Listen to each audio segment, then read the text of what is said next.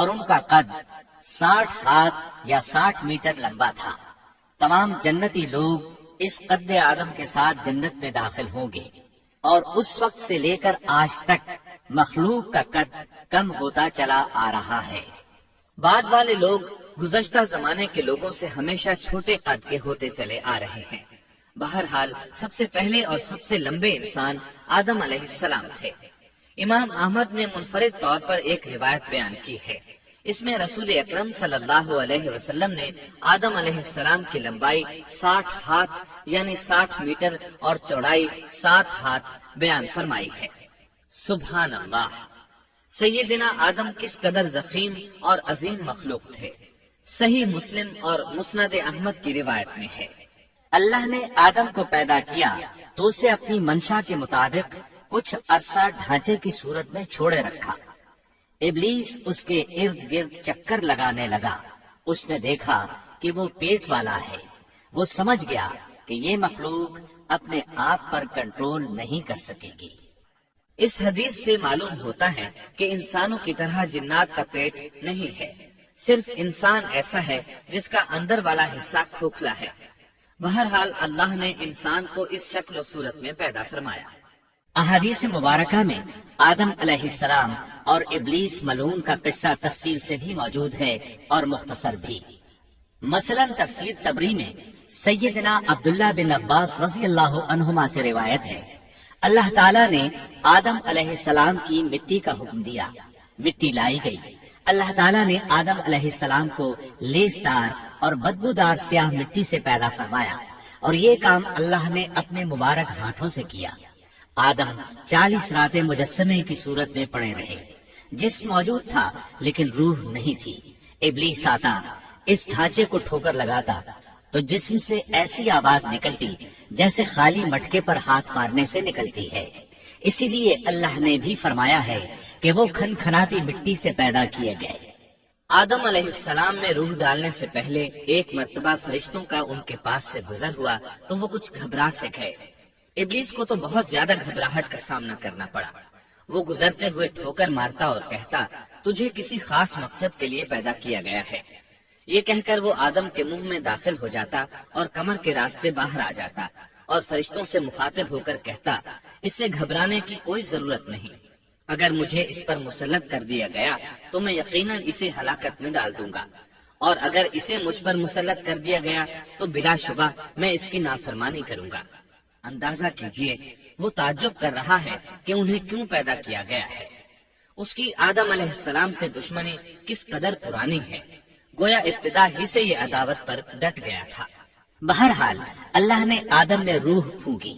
اس مضمون کو قرآن مجید میں جا بجا ذکر کیا گیا ہے۔ اللہ تعالیٰ فرماتے ہیں، جب میں اس کو ٹھیک ٹھاک کر لوں اور اس میں اپنی روح پھونک دوں تو تم سب اس کے سامنے سجدے میں گر پڑنا۔ ایک اور جگہ فرمایا، اللہ تعالیٰ کے نزدیک عیسیٰ علیہ السلام کی مثال ہو بہو آدم علیہ السلام کی مثال ہے۔ اللہ نے انہیں مٹی سے بنا کر کہا، ہو جا، وہ ہو گئے۔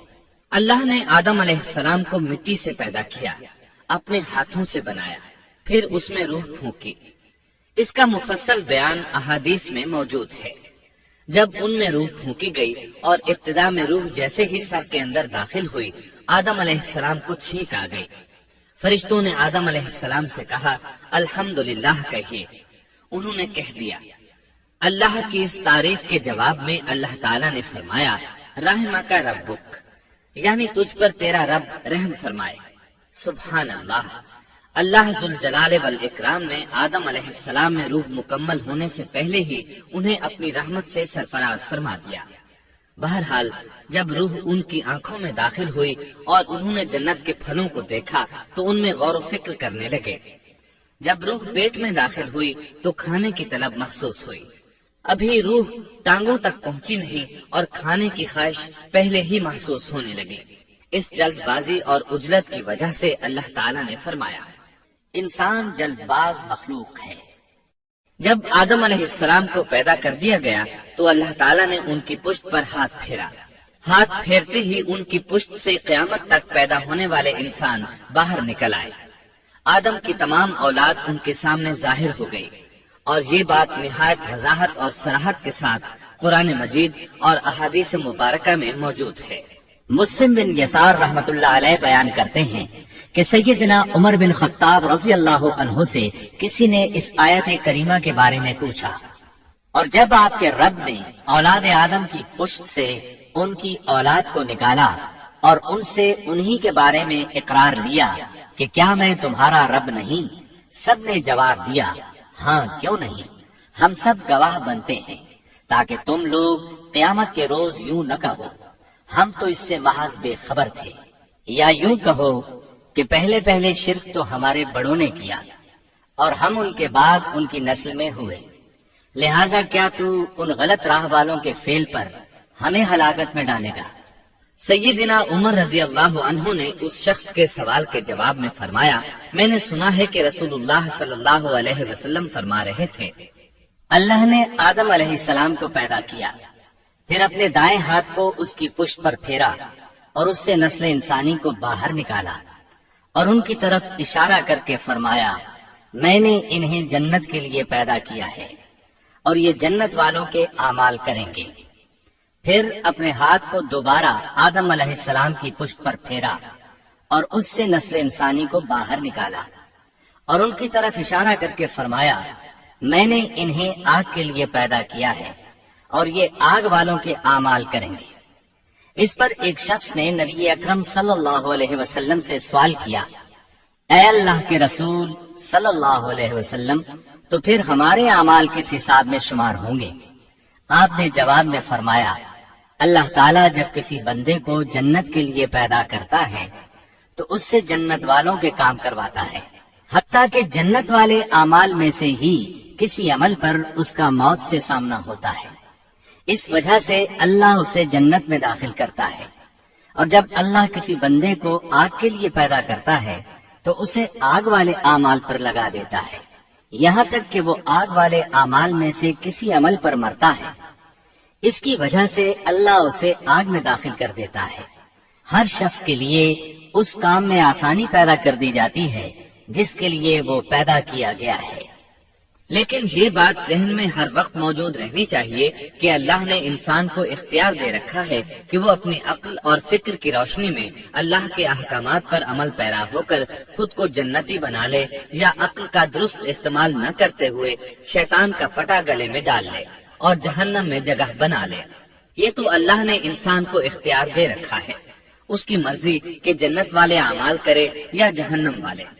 ہر انسان میں دونوں طرف جانے کی طاقت اور صلاحیت موجود ہے، اللہ نے انسان کو مجبور نہیں بنایا، البتہ ہر انسان کو جو بھی رویہ اختیار کرنا تھا اللہ کو اس کا علم تھا، اور اس کا علم برحق ہے، قطعی ہے، اس میں کوئی غلطی نہیں ہو سکتی، اس لیے اس نے اپنے علم کے مطابق تقدیر لکھ دی۔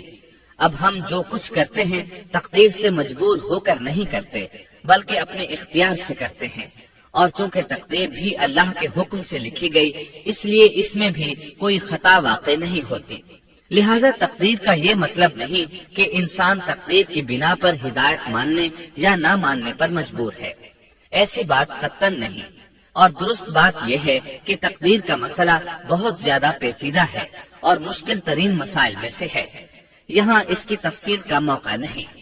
جب اللہ نے آدم علیہ السلام کو پیدا کر لیا اور اس میں اپنی روح پھونک دی تو فرشتوں کو حکم دیا کہ آدم کو سجدہ کرے۔ ابلیس ایک بہت نیک اور بزرگ جن تھا، اس نے کبھی اللہ کی نافرمانی نہیں کی تھی، اسی بنا پر وہ بلند مرتبہ پا کر فرشتوں میں شامل ہو چکا تھا، لیکن فرشتوں کی جنس سے قطن نہیں تھا۔ اللہ نے اسے اطاعت اور فرمان برداری کا صلہ دیا تھا، اس کی عزت اور اکرام کرتے ہوئے آسمان میں بسایا تھا، لمحہ بھر کے لیے بھی اس نے اللہ کی نافرمانی نہیں کی تھی، اور پھر اللہ نے آدم کو سجدہ کرنے کا حکم دیا، اور اس حکم کے مخاطب فرشتے اور ابلیس تھے۔